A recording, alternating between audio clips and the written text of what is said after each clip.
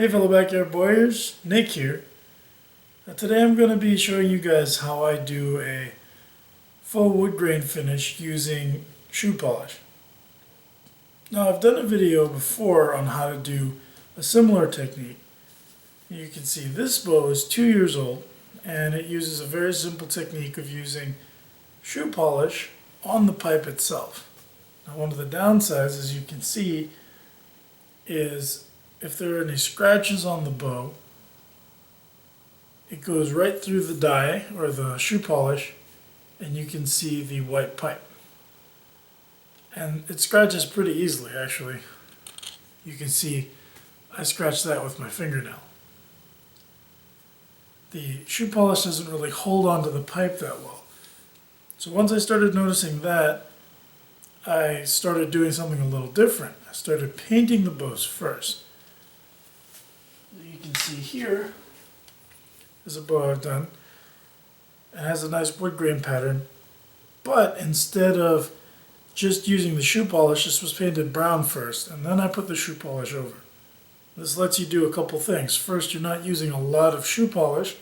You're mainly using it to get that subtle texture. So you put on the base coat of whatever color you want or tint, and then you put that very light brown just to give you that texture and that grain look. But you don't have to use a lot of it. Because it bonds better, it doesn't come off as easily. And it still looks really nice. Now I've been doing this for a while and you've seen some bows that I've done this to, but I've never given it its own video. So here's the bloodwood bow. As you can see right here, you can see where the shoe polish has actually been worn away. But because you have the paint under there, even though the shoe polish wore away, it still looks fine because the paint is holding. So it's not a huge contrast. So overall, it's a more durable finish and it looks really good.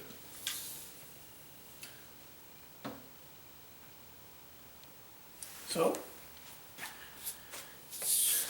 this is the bow we're going to be working on. This is what we're going to be doing. Sort of an interesting shade of brownish green. I think it looks really nice.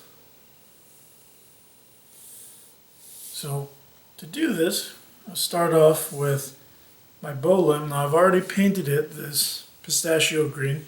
Just use spray paint. I like to use plastic spray paints. This I believe was Rust-Oleum, but I also use Krylon Fusion. The plastic paints work really well. I prefer to use matte or flat or satin, but gloss will work too. I sprayed this on, I let it dry for about half an hour, and then I sanded it really lightly with a very fine sandpaper, and I sanded it wet. Once I've done that, it's really simple. This is just like the other video. You take your shoe polish. Let's get it started. Okay.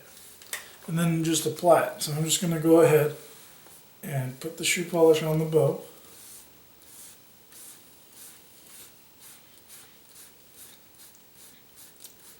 Try and blend through the handle here a little bit. And you don't have to use a lot because you're mainly just highlighting or accenting the color. And what's nice is that even though we're only putting a light layer on, the base color really gives a lot of depth to this.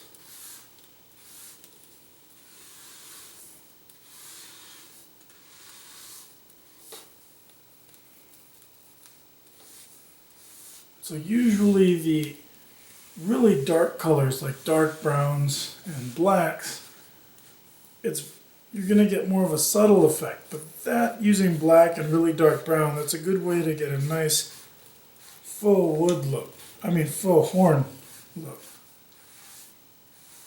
So just keep applying shoe polish.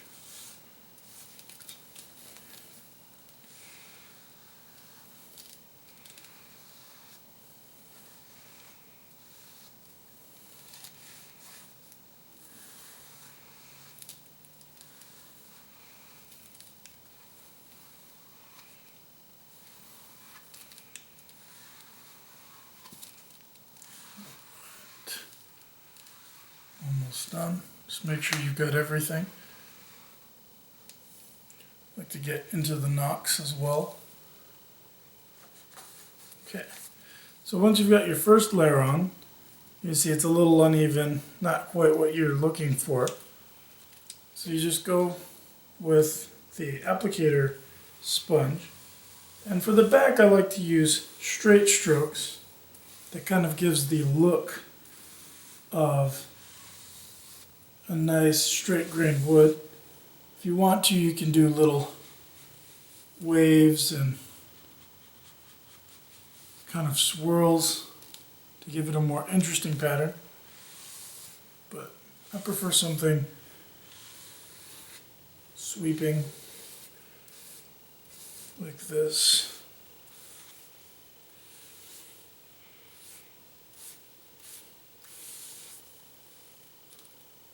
You can see. And just keep doing that. You want to refine the lines, get them to do what you want them to do, get them to go where you want them to go. At this point, I'm not squeezing extra dye onto this. I'm just kind of spreading around what's already on there. And then a cool effect you can do for the belly is if you go from one side and then bring it up, and go to then the other and bring it up. From side to side like this. This sort of crosshatch pattern ends up, from a distance at least, looking like the growth rings on the belly of a wood bow.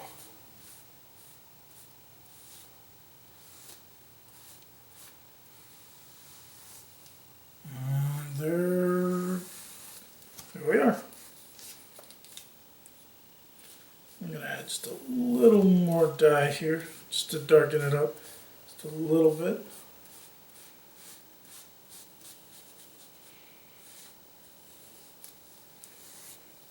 And there it is. So you can see here's the other side. Here's the side we just finished. So now all I have to do is just let this dry. You can speed things up with the heat gun. Just go on the lowest setting and just really lightly go over this until it's dry to the touch. Doesn't take much.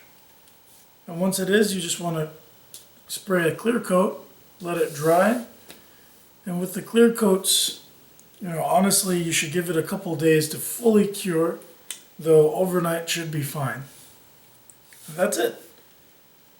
So, thanks for watching, and I'll see you guys next time. Bye.